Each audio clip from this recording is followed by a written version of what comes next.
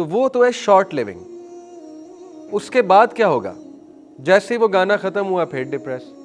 वो तो उसके पीछे साइंस क्या है? गाना जब तक चल रहा है डोपामीन निकल रहा है, केमिकल। डोपामीन प्लेजर का केमिकल है। जैसे ही गाना बंद हुआ डोपामीन खत्म, तो दोबारा से वही हालत। दूसरी टाइप होती है happiness because of some sense of achievement. ये फिर कुछ स्टेबल है। पहली तो बिल्कुल ही शॉर्ट लिविंग है और उसको हम रद्द नहीं कर रहे, उसकी भी जरूरत है। अच्छा खाना खाएं, अच्छा जूस पिएं, एकदम मूड बूस्ट होता है, अच्छी बात है, मूड बूस्टर्स की जरूरत है। लेकिन उसको हैप्पीनेस ना समझ लें, वो सिर्फ मूड बूस्टर है, that is not happiness. Second type होती है happiness because of some achievement. वो फिर कुछ स्टेबल है, यानी आपने कुछ अचीव किया, असाइनमेंट की, अच्छा रिजल्ट मिला, you feel a sense of achievement, you become happy. आपका जीपीए अच्छा आया, you feel a sense of achievement, you become happy. ठीक है। इसी तरह मे बी आपकी शादी हो गई, अच्छी बात है, एक सेंस ऑफ अचीवमेंट है कि चलो मुझ पे जिम्मेदारी है, अब मेरा ईमान बच जाएगा वगैरह वगैरह, तो दैट इज हैप्पीनेस। बट वो भी स्टेबल नहीं है इतनी। ओनली स्टेबल हैप्पीनेस इज अला बिज़िक्रिल्लाह तत्मइन्नुल कुलूब, और ये साइंटिफिकली हम प्रूव कर सकते हैं। ठीक है, कि only stable form of happiness is जो अल्लाह के जिक्र से मिलती है, जो आपको स्टेबल रखेगी, आपके मूड को स्टेबल रखेगी। तो इसलिए जिक्र के बेशुमार बेनिफिट्स हैं और नमाज के बेशुमार बेनिफिट्स हैं। जापानीज 5 प्रिंसिपल जापानीज के हैं, लाइफ के प्रिंसिपल्स, बहुत कॉमन, आपने इंस्टा पे पोस्टें देखी होंगी, 5 Japanese principles to transform your life. चले हम 3 को डिस्कस करते हैं। ठीक है, क्योंकि ये मैं आपको इसलिए बता रहा हूँ कि इन पे बहुत बात होती है और हमारी यूथ इनको बड़ा कूल समझती है, और ठीक है, अच्छी चीज़ें, so they think this is very cool. So हम इनके मुताबिक बात कर लेते हैं। इकिगाई, ये बुक भी है Ikigai, the Japanese secret to a long and happy life. ये क्या है इकिगाई?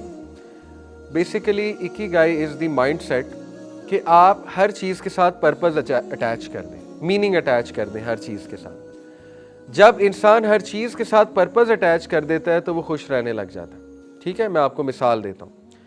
एक बंदा एक कंपनी खोलता है, और लेट्स से बुनियादी सी मिसाल देता हूँ कि आपने फास्ट फूड कंपनी खोली है या होटल खोला आपने। अब एक पर्पस है पैसा कमाना, कोई हर्ज नहीं, कमाया जा सकता है, लेकिन इसके साथ एक हायर लेवल पर्पस अटैच कर दें। आप कहें जो खाना बचेगा वो मैं गरीबों को दूंगा, जो ये लोग खाना छोड़ जाएंगे और लोग खाना छोड़ के जाते हैं, ये मैं गरीबों को दूंगा। या मेरी जो इनकम होगी, जैसे अलबेक का मॉडल है, उसका 1% जाएगा ही जाएगा हर माह चैरिटी में। तो ये आपने क्या किया? बिजनेस के साथ पर्पस अटैच कर दिया। इकिगाई इसे कहते हैं। आपका बिजनेस भी ग्रो करेगा और आपको ज्यादा सेंस ऑफ फुलफिलमेंट फील होगी कि yes I am doing something good. ठीक है। इसी तरह आप डॉक्टर बनने जा रहे हैं, आपको मुश्किल लग रहा है बहुत, आप में मोटिवेशन नहीं, यार इतना पढ़ना पड़ता है, 18 घंटे पढ़ना पड़ता है, आपको बोरिंग भी लग रहा है।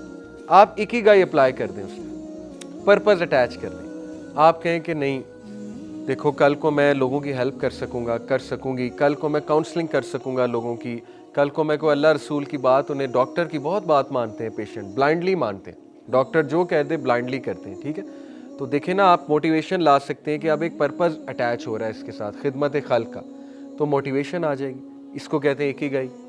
इसी तरह आपने स्पोर्ट्समैन बनना है, आप उसके साथ कोई पर्पस अटैच कर दें, हाई लेवल पर्पस अटैच कर दें। ठीक है, कि मैं एक इन्फ्लुएंसर बनूंगा, इन्फ्लुएंसर बन के दीन की बात करूंगा, दीन का एम्बेसडर बनूंगा। हाशिम आमला, देखें उसने कोई दावत नहीं दी, उसका सिर्फ पिच पर बैठकर पानी पीना दावत थी।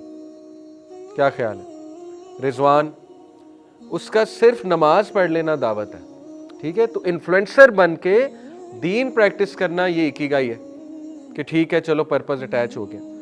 तो देखिए, नमाज, जितना नमाज आपको इकिगाई की तरफ लाती है, कोई और चीज नहीं ला सकती। एक बंदा, मैं आपको एक केस स्टडी बताता हूं, सपोज कर लें दुनिया का सबसे बड़ा लूजर है, ना उसकी कोई जॉब है, ना उसमें कोई टैलेंट है वर्ल्डली सेंस में। ठीक है, मान लो दुनिया का सबसे बड़ा लूजर है और लॉस ही लॉस है, दुनिया में लॉस ही लॉस है। जब वो नमाज पढ़ेगा उसको एक सेंस ऑफ पर्पस मिलेगा, हो ही नहीं सकता उसको सेंस हो।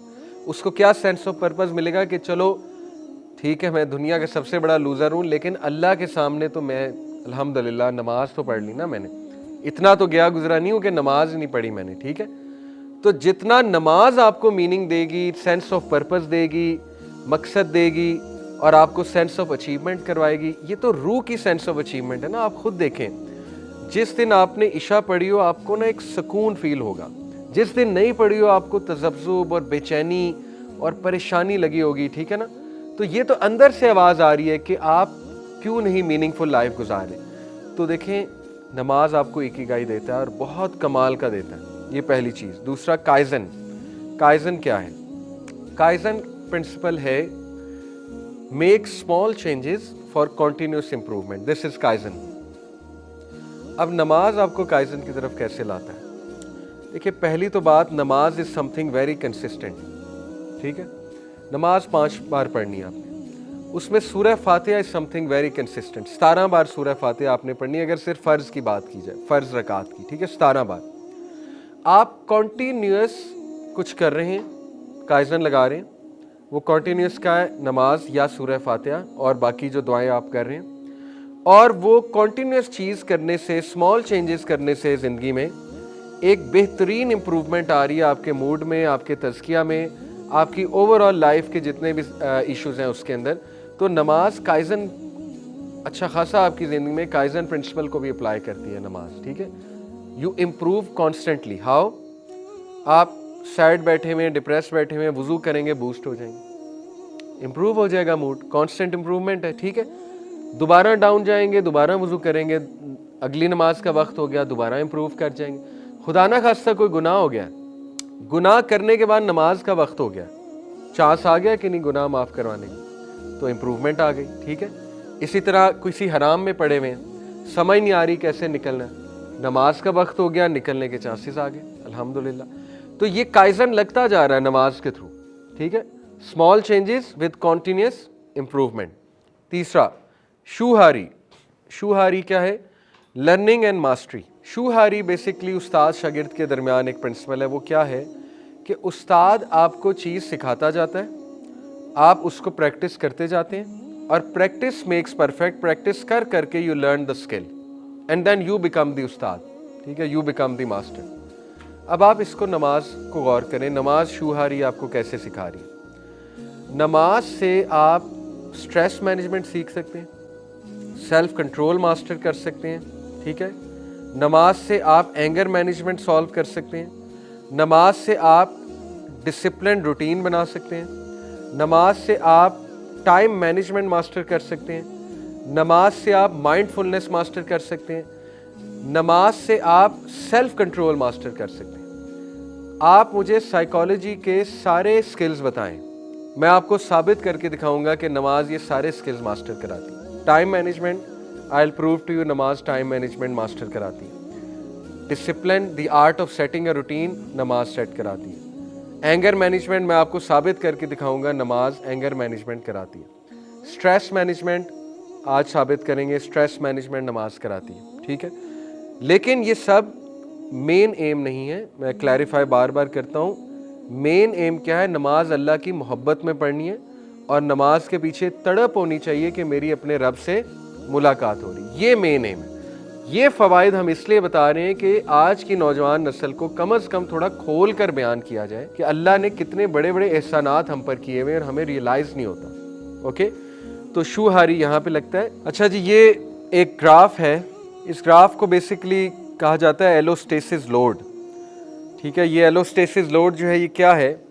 It is our psychological capacity to handle stress. अगर आप में से किसी ने फिज़िक्स पढ़ी है तो उसमें यंग मॉडुलस नहीं एक होता है, ये स्ट्रेस का जो टॉपिक है उसमें एक चीज़ होती है, मेरे जहन से अचानक ही निकल गई, लिमिट ऑफ प्रोपोर्शनैलिटी। हाँ, लिमिट ऑफ प्रोपोर्शनैलिटी।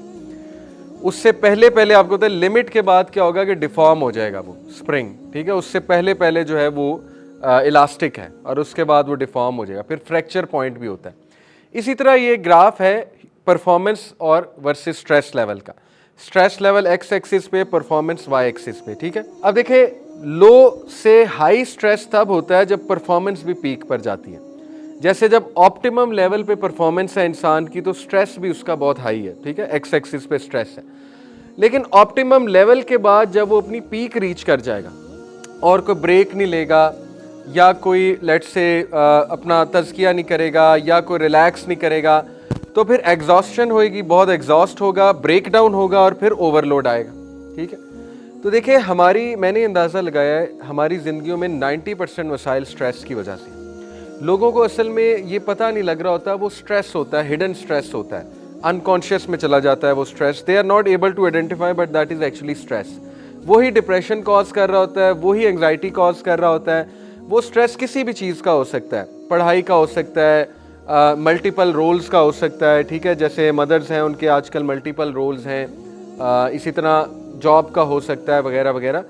तो देखिए ये ग्राफ दिखाने का मकसद आप लोगों को ये है कि अल्लाह ताला ने अल्हम्दुलिल्लाह हमें ऑलरेडी वो गिफ्ट दे दिया है जिससे हम अपना स्ट्रेस रिलीज़ करा सकते हैं। जब आप ऑप्टिमम लेवल को रीच कर जाएं, वुज़ू करें, चाहे नमाज का टाइम नहीं भी है, नफल पढ़ लें, आप यकीन करें आप रिचार्ज हो जाएंगे। अल्हम्दुलिल्लाह अल्लाह ताला ने ये उसकी मूवमेंट ऐसी हैं, उसमें अल्फाज ऐसे हैं। देखिए ना, वो जो रुकू है, वो जो सजदा है, वो एक मूवमेंट भी तो है ना।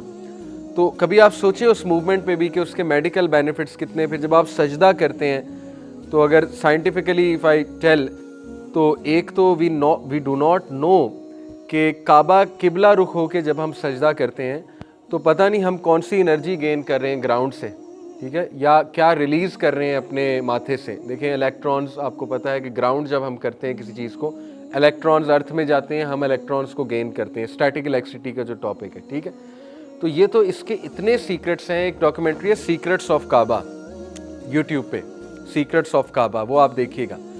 काबा जिस जगह है ना, सुभान अल्लाह, एक तो वो अर्थ का सेंटर बनता है जोग्राफिकली स्पीकिंग।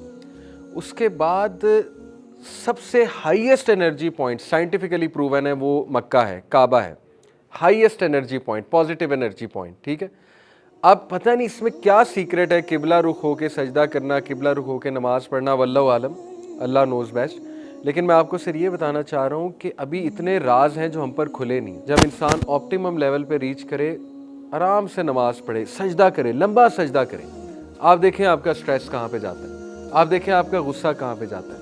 लेकिन सजदा लंबा करना है, ये शर्त है। ठीक है, तो ये भी बहुत इंपॉर्टेंट फिगर है with regards to allostasis load. Allostasis load होता है कि जब बंदा ऑप्टिमम लेवल पे रीच कर जाए और उसके बाद फिर उसका डाउनफॉल चलता है।